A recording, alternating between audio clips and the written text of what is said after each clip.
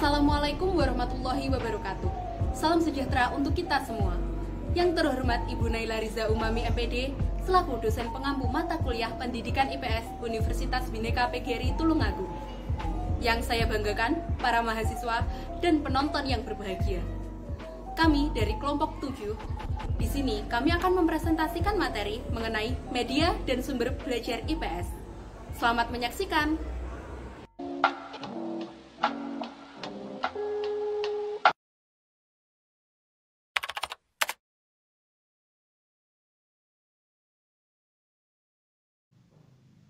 Media pembelajaran IPS. Pengertian media pembelajaran IPS.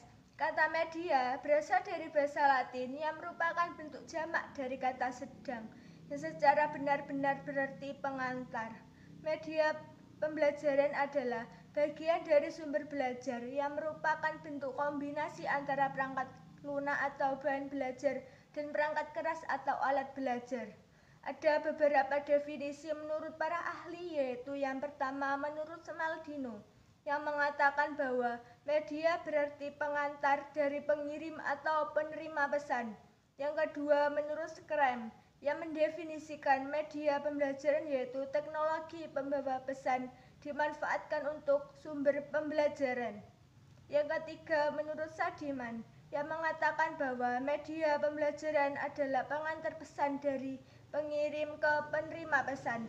Jadi, media pembelajaran adalah alat atau bahan yang digunakan secara oleh seorang guru menyampaikan bahan pembelajaran yang bertujuan untuk siswa agar bisa mengerti tentang bahan yang akan diajarkan.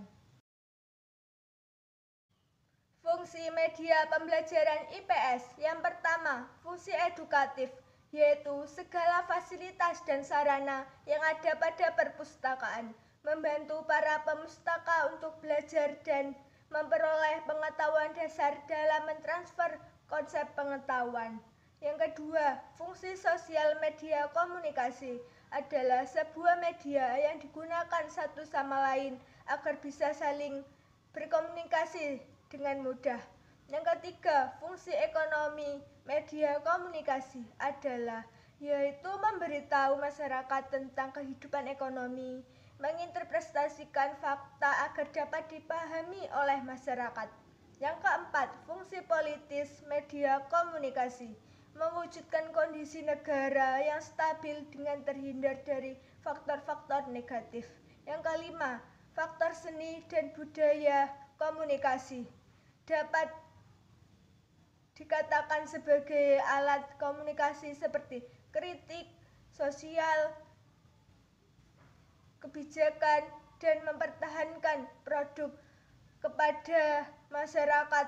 Contohnya seperti wayang kulit, teater, drama komedi, dan masih banyak lagi.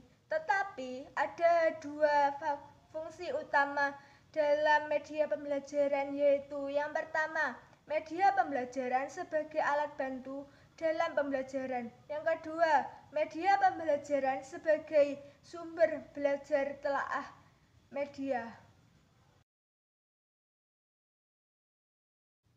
Jenis-jenis media pembelajaran IPS. Yang pertama, media grafis. Media grafis termasuk media visual dengan menggunakan indera penglihatan. Yang kedua, media audio. Media audio sangat terkait dengan indera pendengaran dalam menyampaikan pesan lisan. Yang ketiga, media proyeksi diam. Media proyeksi diam sama seperti selain itu media grafik. Media ini berfungsi memberi rangsangan visual.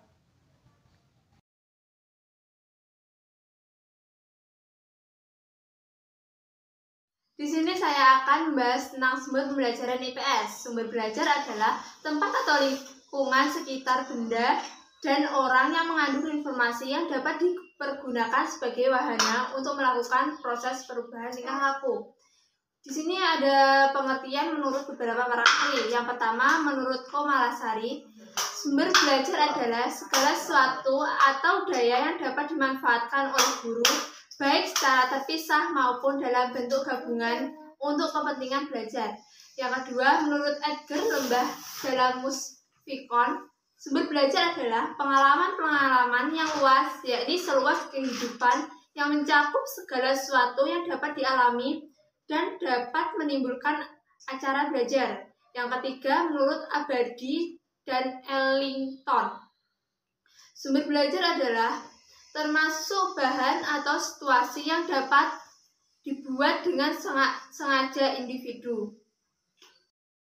Jadi dapat disimpulkan, sumber belajar IPS adalah segala macam bahan, pengalaman, atau peristiwa yang dijadikan sebagai tujuan dalam mengumpulkan informasi yang hal baik dengan pembelajaran bahan IPS. Fungsi sumber belajar itu ada 5. Yang pertama, fungsi riset dan teori. Yang kedua, fungsi desain. Yang ketiga, fungsi produksi dan perumpamaan. Yang keempat, fungsi evaluasi dan seleksi. Yang kelima, fungsi organisasi dan pelayanan. Adapun tahapan-tahapan dalam mengelola sumber belajar. Yang pertama, membuat daftar kebutuhan melalui sumber dan sarana. Yang kedua, menggolongkan ketersediaan alat, bahan, atau sumber belajar tersebut. Adapun komponen-komponen belajar. Yang pertama, tujuan, misi, dan fungsi sumber belajar. Yang kedua, bentuk, format, atau keadaan fisik sumber belajar. Yang ketiga, pesan yang dibawa oleh sumber belajar. Yang keempat, tingkat kesulitan atau kompleksitas pemakaian sumber belajar berkaitan dengan keadaan fisik dan pesan sumber belajar. Manfaat sumber belajar. Yang pertama, memberi pengalaman belajar secara langsung dan konkret kepada peserta didik. Misalnya karya wisata ke objek seperti museum, kebun binatang, candi, makam para wali, masjid, hingga pondok pesantren. Kedua, dapat menyajikan sesuatu yang tidak mungkin diadakan secara langsung melalui denah, sketsa, majalah, dan sebagainya. Ketiga, dapat menambah dan memperluas cakrawala sajian yang ada di dalam ruang, misalnya melalui buku les, narasumber, dan sebagainya. Keempat, dapat memberi informasi yang akurat dan terbaru, misal dengan ensiklopedia. Kelima, dapat membantu memecahkan masalah pendidikan terhadap masalah makro maupun masalah mikro melalui modul dan juga pengaturan ruang yang menarik menggunakan simulasi hingga penggunaan film dan OHP. Keenam, dapat memberikan suri tauladan yang baik atau berakhlakul kalimah kepada para peserta didik. Lingkungan sebagai sumber belajar. Pengertian lingkungan sebagai sumber belajar. Lingkungan di sini merupakan kesatuan ruang semua benda dan keadaan makhluk hidup, termasuk di dalamnya manusia dan perilakunya, serta makhluk hidup lain. Lingkungan terdiri dari unsur-unsur biotik atau unsur hidup, atau makhluk hidup, dan abiotik yaitu benda mati, serta budaya manusia. Selanjutnya, jenis-jenis lingkungan sebagai sumber belajar. Yang pertama, lingkungan sosial. Lingkungan sosial di sini sebagai sumber belajar berkenaan dengan interaksi sosial dengan kehidupan bermasyarakat, seperti adat istiadat, organisasi, mata pencaharian, pendidikan, kependudukan, struktur pemerintahan, hingga agama. Kedua, lingkungan alam. Lingkungan alam berkenaan dengan segala sesuatu yang sifatnya alamiah, seperti iklim, suhu, keadaan geografi, musim, dan lain sebagainya. Ketiga, lingkungan buatan. Di samping lingkungan sosial dan lingkungan alam yang sifatnya alami, ada juga lingkungan buatan, yakni lingkungan yang sengaja diciptakan atau dibangun manusia untuk tujuan tertentu yang bermanfaat untuk kehidupan manusia itu sendiri. Contohnya seperti bendungan. Pemanfaatan lingkungan sebagai sumber belajar. Yang pertama, menumbuhkan aktivitas belajar siswa. Yang kedua, membawa siswa untuk mengamati lingkungan akan menambah keseimbangan dalam belajar. Sebab, belajar tidak hanya di dalam ruangan saja, akan tetapi belajar juga bisa di luar ruangan kelas. Dalam hal ini, lingkungan sebagai sumber belajar yang sangat berpengaruh terhadap beberapa, yaitu perkembangan fisik, perkembangan aspek keterampilan sosial, dan yang terakhir perkembangan intelektual. Nilai-nilai lingkungan sebagai sumber belajar. Lingkungan yang ada di sekitar anak merupakan salah satu sumber belajar yang dapat dioptimalkan untuk pencapaian proses dan hasil pendidikan yang berkualitas bagi peserta didik. Kegiatan belajar dimungkinkan akan lebih menarik bagi anak sebab lingkungan menyediakan sumber belajar yang beragam dan banyak pilihan. Pemanfaatan lingkungan menumbuhkan kreativitas dan aktivitas belajar anak yang lebih meningkat. Namun, hal ini juga harus diperhatikan oleh guru, sebab adanya kreativitas dan jiwa inovatif dari para guru untuk dapat memanfaatkan lingkungan sebagai sumber belajar. Prosedur pemanfaatan lingkungan sebagai sumber belajar. Yang pertama, langkah perencanaan. Melalui perencanaan yang matang yang disusun secara sistematis dalam pola pemikiran yang menyeluruh akan memberikan landasan yang kuat dalam melaksanakan kegiatan-kegiatan proses pembelajaran. Jadi, guru selaku pengelola kegiatan belajar harus mengetahui dan memahami tentang apa-apa yang harus direncanakan. Yang kedua, langkah pelaksanaan.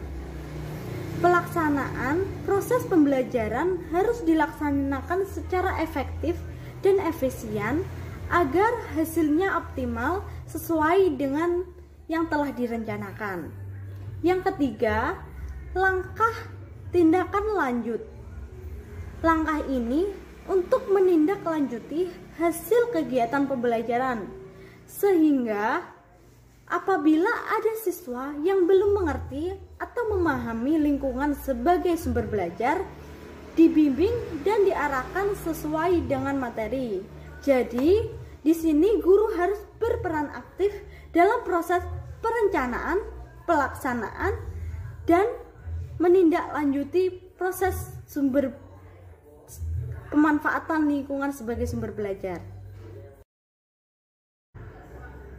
Kesimpulan materi pada hari ini yaitu media pembelajaran merupakan bagian dari sumber belajar yang merupakan kombinasi antara perangkat lunak, bahan belajar, dan perangkat keras atau alat belajar. Sumber belajar adalah segala hal yang mengandung pembelajaran termasuk lingkungan, media, sumber belajar, dan lingkungan yang saling berkaitan dengan segala konteksnya. Dengan berpadunya, ketiga aspek ini akan menghasilkan pembelajaran IPS yang efektif dan efisien. Itu tadi presentasi dari kelompok kami. Mohon maaf jika ada salah dan kurangnya. Wassalamualaikum warahmatullahi wabarakatuh.